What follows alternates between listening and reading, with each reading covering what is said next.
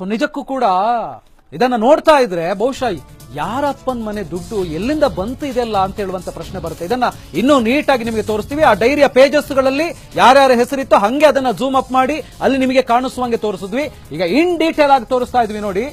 BJP ಡೈರಿಯಲ್ಲಿ ಲೆಹರ್ ಸಿಂಗ್ ಅವರ ನಿವಾಸದ ಮೇಲೆ 2013ರಲ್ಲಿ ಐಟಿ ದಾಳಿ ಆದಾಗ ಸಿಕ್ಕಿದಂತ ಡೀಟೇಲ್ಸ್, ಎಲ್ಲಿಂದ ಎಷ್ಟು ರಾಜ್ಯದ ನಾಯಕರಿಂದ ಸಂಗ್ರಹಿಸಲ್ಪಟ್ಟಂತ ಹಣ ಇದು.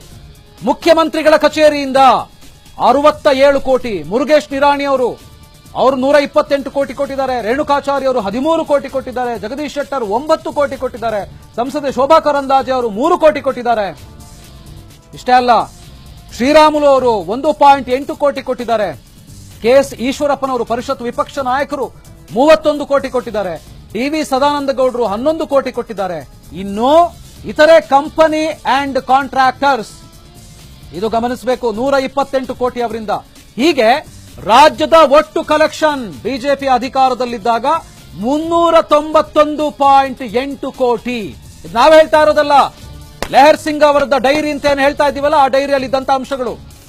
ಹೈಕಮಾಂಡ್ಗೆ ಕೊಟ್ಟಂತ ಹಣ ಯಾರ್ಯಾರಿಗೆ ಎಷ್ಟೆಷ್ಟು ನೋಡಿ. ಅಮಿತ್ ಶಾ ಅವರಿಗೆ 34 ಕೋಟಿ ಕೊಡಲಾಗಿದೆ. ಬಿಎಸ್ ಯಡಿಯೂರಪ್ಪನವರಿಗೆ 69 ಕೋಟಿ ಸಿಕ್ಕಿದೆ.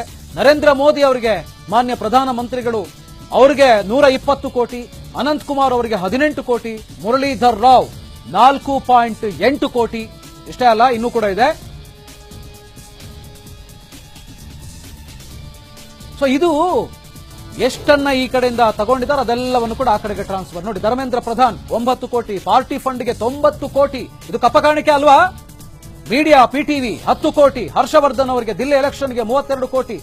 ಒಟ್ಟು ಸಂದಾಯವಾದಂತಹ ಫಂಡ್ 391.8 ಕೋಟಿ.